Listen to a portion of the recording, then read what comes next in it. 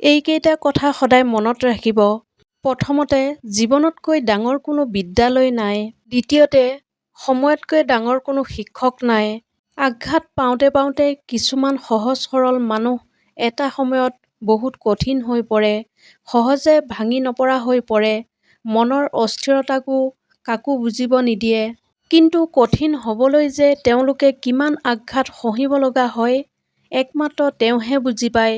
আপোনাৰ বিপদৰ সময়ত যি আপোনাৰ দুখ দুৰ্বলতাবোৰ হিচাপ কৰি কৰি আনৰ আগত কৈ ফুৰে যে কিয় আপোনাৰ লগত তেনেকুৱা হৈছে ইত্যাদি ইত্যাদি, তেতিয়া বুজিব সেইজনতকৈ ভয়ানক শত্ৰু আপোনাৰ বাবে আন কোনো নাই। গাখীৰ, দৈ, মাখন, ঘিউ এইবোৰ একেটা দ্ৰব্যৰ পৰাই প্ৰস্তুত কৰা হ'লেও এই সকলোবোৰৰ দাম কিন্তু বেলেগ বেলেগ হয়। ইয়াৰ পৰা আমি এইটোকে বুজিব পাৰোঁ, কোনো বস্তু বা ব্যক্তিৰ মূল্য জন্মৰ দ্বাৰা কেতিয়াও পোৱা নাযায়। সেই মূল্য পোৱা যায় নিজৰ কৰ্ম গুণৰ দ্বাৰাহে। এটা কথা সদায় মনত ৰাখিব, অতি আত্মবিশ্বাস আৰু আনৰ প্ৰতি অত্যাধিক বিশ্বাসে মানুহক কেতিয়াবা বৰ অকলশৰীয়া কৰি তোলে।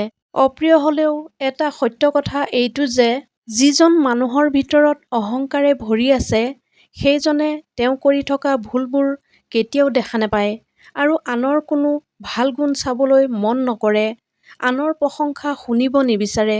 পঢ়া-শুনা সমাপ্ত কৰা নিবনুৱা ল'ৰাটোৱে জানে যে পৰিয়ালৰ মানুহৰ কথা, চৌপাশৰ মানুহৰ কথা অস্ত্ৰৰ আঘাততকৈও চোকা।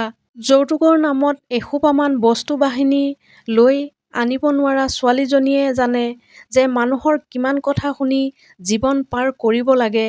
পিতৃ-মাতৃৰ অবিহনে থাকিবলগীয়া হোৱা সন্তানে জানে যে মা-দেউতাৰ বাহিৰে প্ৰকৃত আত্মীয় বহুত কম।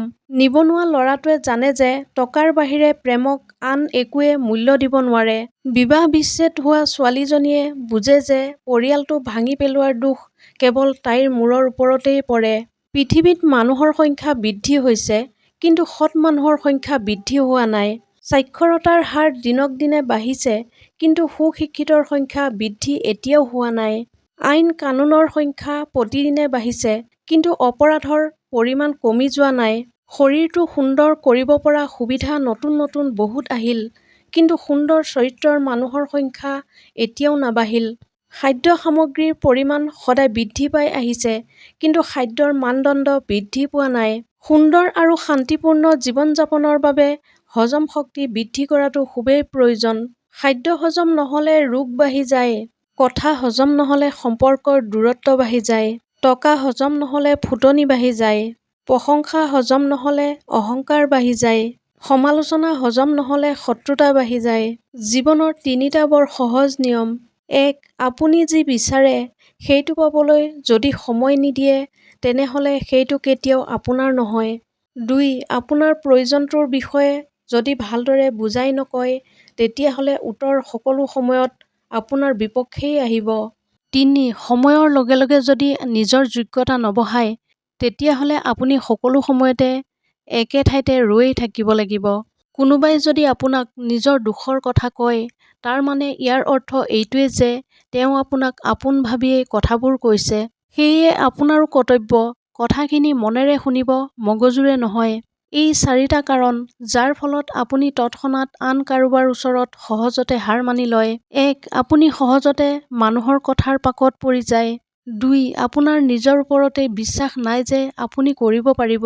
৩. তাৰ ভাগ্য ভাল আছিল, মোৰ সকলোতে মাথো বেয়াহে হয়, এনেকুৱা চিন্তাধাৰা। ৪. নিৰ্দিষ্ট কোনো লক্ষ্য নাই, যাৰ ফলত আপুনি কোনো এটা কামত মন প্ৰাণেৰে কষ্ট নকৰে। প্ৰত্যেকটো চখৰে এটা নিৰ্দিষ্ট বয়স থাকে। মানুহে কয় যে আগলৈ বহুত সময় পাবা, তেতিয়া সকলো চখ পূৰ কৰিবা।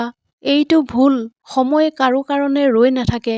সেয়ে সময় থাকোঁতেই সাধ্যৰ মাজত সকলো চখ পূৰণ কৰা উচিত।